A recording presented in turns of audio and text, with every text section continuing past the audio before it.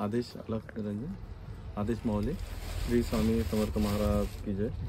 गुरुदेव दत्त आदेश. आता एक पुण्य विचारधारा आपल्यासमोर आपल्या सर्वांच्या चरणी विनम्र वंदन करून प्रकट करतोय. तर एक लक्षात घ्या की जो जीव जन्माला आला आहे तो जीव हा पुढच्या प्रवाहाला त्याच्या आयुष्याचा श्वास आणि इथे प्रवास करून इतरांच्या कसा उपयोगी पडतो न पडतो ह्या पद्धतीने सेवारत राहून तो पुढच्या प्रस्थानाला जातो. असं प्रत्येकाचीच यशोगाथा आहे. ती वारी प्रत्येकालाच करायची, कोण चुकलेला नाही आणि कोण एवढा शहाणा नाही की त्याला टक्कर मारून पुढे जाईल. म्हणून ते लक्षात ठेवा. आणि काही जण आजही मी असे बघितलेले आहेत, काही लोक की तिथे पण असताना ते त्यांच्या डोक्यात मोबाईलच असतो आणि मोबाईलमधले गेम पण असतात आणि मोबाईलमधले काय काय विचार असतात. म्हणजे अशा ठिकाणी स्मच्या देवळात गेलेले असतील एखाद्या पुण्यकार्याला तरी सुद्धा त्यांच्या डोक्यात त्यांचा विश्व चालूच असतं. म्हणजे लोक एवढे काफर झालेले आहेत आतून की त्याचा विचारच होई नाही. म्हणजे तिथल्या क्षणात तरी भीती असावी म्हणजे म्हणतात ना, तर तो पण आता भाग हळूहळू निघत चाललाय. अल्लाह ना, म्हणजे मी इथे क्षमा करा. बरं, दुसरी गोष्ट मी हा विचार एक मांडतोय की कदाचित तुम्हाला तो पटेल ना पटेल मला माहिती नाही, परंतु तुमच्यासमोर मी आज जे तुमचे आशीर्वाद नित्य घेत असतो, रोज मी एक एक आशीर्वाद कमवत असतो लक्षात ना. आणि त्यामुळे त्या आशीर्वादाने मी माझ्या परीने श्रीमंत आहे. अल्लाह मी म्हणतात ना की आशीर्वादाने श्रीमंत मी माऊली तर आहे तर आपल्याला आशीर्वाद देणार. तर एक लक्षात ठेवतं त्या पद्धतीने आपला जीवन प्रवाह चालू असताना मला अनेक बोनस माझ्या आयुष्यात मिळालेले आहेत. बरोबर, दिवाळीचे बोनसच नाहीत, माझ्या आयुष्याचे बोनस, माझ्या श्वासाचे बोनस. आज जो मी काय तो बोनस घेऊन आहे अल्लाह ना. ठीक आहे, म्हणजे लहानपणापासून जर मी काढलं तर त्याचं कॅल्क्युलेशन तर जवळजवळ 27च्या वर मी बोनस घेतलेत म्हणजे माझ्या आयुष्यात.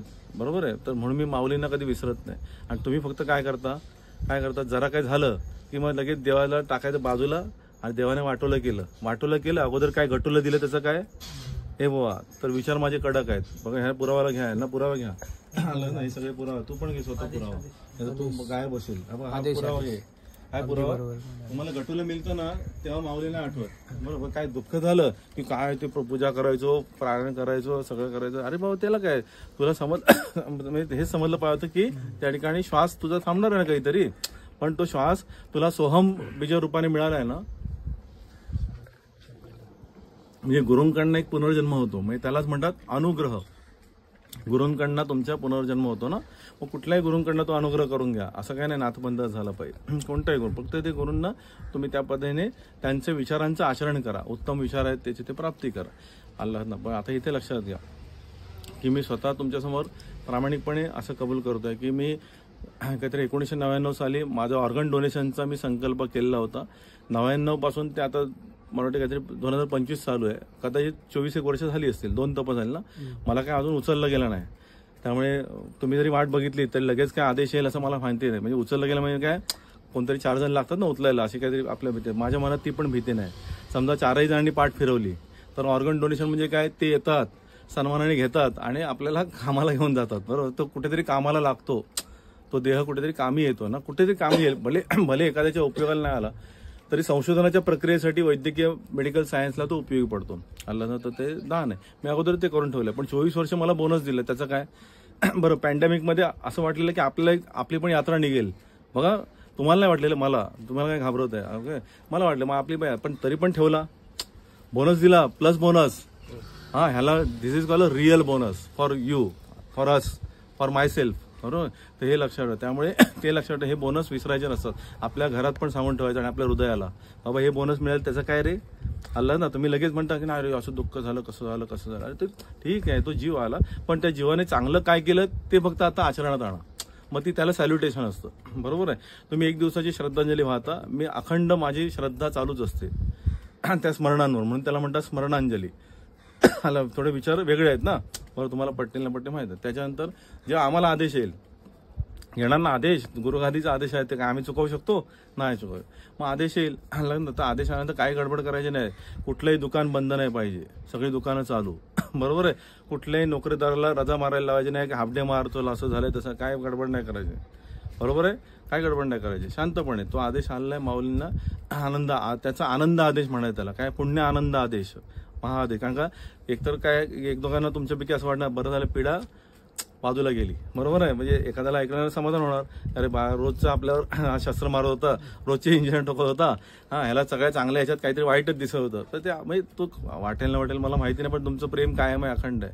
त्याच्या ह्याच्या पुढचा भाग येतो म्हणजे आपल्याला ज्यावेळेस या सगळ्या परंपरेतून आपण जाणार आहोत किंवा पुढच्या प्रसाद, तर त्यावेळेस कधी कुठलंही कन्फ्युजन ठेवायचं नाही, गडबड करायची नाही. आतून जो काय आपल्याला हुंदका असतो तो असतोच, नाही इलाज आहे, ठीक आहे. तो आपला प्रेमाचा असतो ना, बरोबर. तो एक भाग. पण कुठलंही काम बंद नाही, उलट अधिक काम करायचं, अधिक पैसे थोडेसे आपल्याकडे चांगल्या प्रामाणिकपणाने कमवायचे. आणि कुठलाही तो काही विधी म्हणतात ना, पुण्यविधी, मी अगोदर माझे विधी करून घेतलेले आहेत. तुम्हाला माहिती आहे की नागा साधू ते अगोदरच आपल्या स्वतःचं पिंडदान करून मोकळे होतात. मी माझं पिंडदान किती वेळा केलं असेल ना, मला पत्ता नाही. माझं स्वतःचं पिंडदान किती वेळा केलं असेल पत्ता नाही आपल्याला, अल्लाहनं, बरोबर आहे. त्यामुळे त्याच्यासाठी खर्च बिर्च करायची, मंडप घालायचा, मोदवादा म्हणणार नाही, मध्ये कॅटररला बोलवा, संतोष शेठ म्हणणार नाही, जिलेबी बासुंदी पाहिजे. याद राखायचं, एक साखरेचा कण पण तुम्ही खायला मिळणार नाही. म्हणजे आपल्या निघण्यानंतर एक साखरेचा कण पण मिळणार नाही. उलट तुम्ही असे साखरेचे कण जमा करा की जे खरोखरच एखादे गरजू आहेत, म्हणजे वीटभट्टीमधली मुलं बिचारे किंवा आदिवासी पाड्यातली मुलं किंवा त्यांच्यापर्यंत त्यांची गरज ओळखा आणि मग त्यांना कुठल्या ना कुठल्या स्वरूपात, वस्तू स्वरूपात, खाऊ स्वरूपात, शैक्षणिक दान स्वरूपात काहीतरी एखादं छोटंसं कॉन्ट्रीब्युशन काढा. आणि तिथे ते काय श्राद्धाचा असतं ना, काहीतरी काय म्हणतात, ते काय म्हणतात त्याला, ते काय काय मला नाही समजत. काय श्राद्ध म्हणजे काय असतं जरा सांग तरी, काय असतं श्राद्ध? काय वडापाव खायचा, भाजीपाव खायचा, बासुंदी खायची, जिलेबी खायची ना, रगडा पेटीस खायचा, बरोबर, भातडाळ खायचा.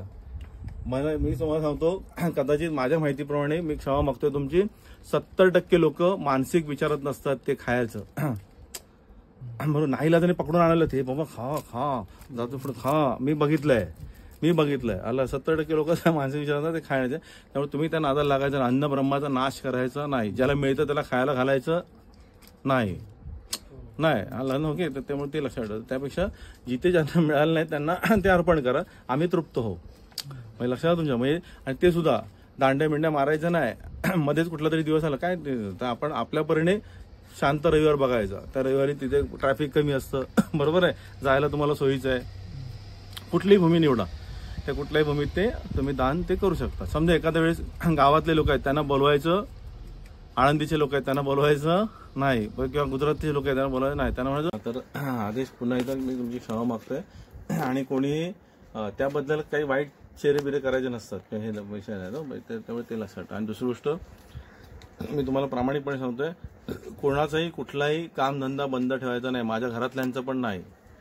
रोजची रोजीरोटी चालूच राहायला पाहिजे, बरोबर आहे, ओके. रोजचं नित्यकर्म त्यांचं चालू राहायला पाहिजे. कारण का माऊलींचा महाआदेश, पुण्य आदेश त्याला, पुण्य आनंद आदेश. मला हेच तुमच्यासाठी प्रेडिक्ट करायचं की नातांच्या घरची उलटीचं खुणं, त्यांचे विचार पण उलटे आहेत. पण आज जर ते उलटे विचार तुम्ही प्राप्त केलात तर पुढच्या 9 वर्षात तुमची स्वतःची प्रगती काय होती ती बघा. फक्त उलटे विचार कडक आहेत, बरोबर आहे. तर ते त्या पद्धतीने तुम्हाला ग्रास्पिंग जर केलात ना, तर तुम्ही इनबिल्ट इम्युनिटी तयार होते. आणि तुमची जगासमोर आणि तुमच्या नातेवाईकांसमोर पुढच्या 9 वर्षात वेगळी ओळख बनणार आहे की अरे हा काहीतरी हे अलग दिमाग आहे ना. तुम्ही एखादं साधं जरी आयोजन केलात ना, एखादी यात्रा काढताय किंवा एखाद्या ठिकाणी सहल काढताय किंवा एखाद्या ठिकाणी काहीतरी आयोजन होत आहे, तर तुमचं डोकं अलग असणार आहे ना. कारण तुमचा गुरु तुम्हाला वेगळा मिळालेला आहे. म्हणजे गुरु म्हणजे ही शक्ती, मी नाही, मी व्यक्ती आहे. गुरूंचा आदेश म्हणजे तिथून आलेले आदेश, मग स्वामींच्या रूपाने असेल, नाथांच्या, गोंधळकर महाराजांच्या, शिर्डीच्या बाबांच्या रूपाने, नवनाथांच्या रूपाने किंवा आपल्या गजानन महाराजांच्या रूपाने, ते तिथले आदेश आहेत ना. पण तुम्ही आदेशाचं भक्कम परिपालन करा, आलं ना. थोडं कठोर व्हावं लागतं आणि मग दिशा घ्यावी लागते आपल्यालाही. आणि मग उत्तम दिशा आपण प्राप्त करत हळूहळू आपल्या जीवनात ते सोनं करा. नाही तर कसं आहे की एकाने बोट दाखवलं ना की तसंच जावं असं काहीतरी म्हणलंय, अरे काय काय ते काय ते मग हा पण बघतो तो काय ते त्यातले आपण बनायचं. आपण कुछ तो अलग है भैया, आला ना, कुछ तो अलग है, कुछ तो दिमाग है, आला ना, ओके. आणि त्यामुळे पुढचा काळ तुम्हाला फार मोठा ग्रस्त करणार आहे. दुसरी गोष्ट, ज्यांनी खरा अनुग्रह माझ्याकडून घेतला असेल, म्हणजे इथून माऊलीकडून घेतलं, त्यांना मी परत डोक्यावर काय तुमच्या पायावर डोकवणं विनंती करेन की जितकं होईल तेवढं कर्ज न काढता मुलांची लग्न करा. कर्ज बिर्ज काढून लग्न घालण्याचे दिवस आता गेले नाही, संपला तो माणूस. माझ्याकडे भले आहेत, भले आहेत, म्हणजे मी आता बॅडवर वापरणं होतो पण तो नाही वापरत आहे, आला ना. त्यामुळे ते कर्ज काढून ते आपल्याला ह्याने केलं, मग तसं माझ्या थाटामाटात नाही. ते ज्याला यायचं तो येईल, आशीर्वाद देईल, वाटेल लागेल, बरोबर, ओके. मग आशीर्वाद. बरं, दुसरी गोष्ट, ज्या ठिकाणी आपला आश्रम प्रपंच आहे, काहीतरी 10-12 जणांचा आपला आश्रम आहे ना, किती काहीतरी असतील, 5-6 जण असतील, 5-6 जण तरी आहेत ना आश्रमात. तर मग हा नाही आला, तो नाही आला, त्याला पत्रिका द्यायला, काय करायचं नाही गडबड मला ना. ओके, फक्त माऊली कुठे असतील त्यांना हाक मारायची, माऊली तुम्ही बघून घ्या, विषय संपला. कोणी कोणावर रागवायचं नाही, लक्षात ठेव. वसुली करायला जायचं नाही, बरोबर आहे. कारण एका लग्नात चल 500 रुपये दिले की 10 जणांना घेऊन जातो आणि डोंबार घालतोय तिकडे, नाही ते करायचं, बरोबर. ठीक आहे, तर तुम्ही जा, तुमच्या फॅमिलीला वेळ असेल तर घेऊन जा, पण ते लक्षात, कोणी रुसवायचं नाही आणि रुसायचं नाही. आला ना, हे अखंड पालन करायचं. आला हे कडक आहे, आला ना, ठीक आहे. तर त्यामुळे त्या पद्धतीने वागलात आणि तो वेळ पाहिजे चांगल्या कामाला अर्पण करा, चांगलं कार्य अर्पण करा. हा, मात्र ज्या ठिकाणी खरोखरच एखाद्या माऊलीकडे कोण नाही, त्यांचे नातेवाईक, तिथे नातेवाईक तुम्ही बना आणि ते कार्य पूर्ण करून घ्या. तिथे नातेवाईक तुम्ही बना. आला त्यांचे नातेवाईक नाही आहेत किंवा त्यांच्याकडे काहीतरी अडचण आहे, म्हणजे ती अंगावर घ्यायची जबाबदारी ती पूर्ण करायची. म्हणजे ते खरं पुण्य कार्य झालं. नुसते जायचं तिकडे दिवसभर वेळ घालवायचा आणि मग कोणते रागेल म्हणून उगाच थांबायचं, हाय असे लोक. हा, ए कबूल आहे तुला, मग बोल ना, कबूल म्हणून बोल. माऊली बोलतात ते रागवेल म्हणून त्याच्या अपेक्षेसाठी थांबायचं, रागवेल म्हणून थांबायला लागतं. अरे काय रागवेल, देव रागवेल ना, तो कोण रागवणार, तो काय एवढा मोठा आहे, अल्लाह कोण आहे एवढा मोठा, अल्लाह ना. त्या लक्षात, त्याला गरज असेल तर थांबा ना, 12 तास थांबा तुम्ही, 8 तास नाही थांबा, पण गरज नाही ना, त्याच्याकडे सगळं गोतावळं आहे. तर आपण आपला कट मारायचा, आपला धंदा करायचा, आपला उद्योग करायचा, विषय संपवून टाकायचा. हे कडक आहे, आपलं बोलणं कडक आहे, नाही पटणार. आज मला तुम्ही येड्यातच काढणार, कमेंटमध्ये पण लिहिणार एखादा लय शहाणा समजतो स्वतःला. अरे आता तुला शहाणापणा दाखवला, तुझ्या आचरणात आणलास तर 9 वर्ष तुझ्याकडे लक्ष्मी आली तर चांगल्या ठिकाणी ती रुजवशील, चांगल्या ठिकाणी ती निर्माण करशील आणि त्याच्यातून सामाजिक कार्याची बांधिलकी जोपासलात तर आयुष्यात अमर झालात. आला म्हणून तुम्हाला किडामुंगीचं जीवन नाही दिलंय ना, हे किडामुंगीचं जीवन आहे. आता बघ, इथून येईपर्यंत ना एकतरी मुंगी मेली असणार तुझ्या, त्या इकडून तिकडे येईपर्यंत दिवसभरात 10-12 तरी मुंग्या मरतात रे पायाखाली. हे बाळा, असं 10-12 तरी मरतात ना, बरोबर आहे. कळत नकळत जीव, पण तो जीव तुला नाही दिला ना, तुला काहीतरी कर्तृत्वाला पाठवलाय माणूस बनवून. मग माणसाने माणसाशी माणसासारखं वागावं, तेव्हा तर त्याचं माणूस पण सिद्ध होतो. मग तुम्ही कुठल्याही पदावर काम करा. मी झाडू खात्यात पण माझं काम केलेलं आहे, म्हणजे झाडू मारण्याच्या, गटार खात्यात पण काम केलेलं आहे, बरोबर. आपल्याला लाज वाटत नाही, बरोबर. पण एक असं तिथे तुमचा जीव लावलात ना की तुम्ही आतले ऑफिसर बनलेले असता.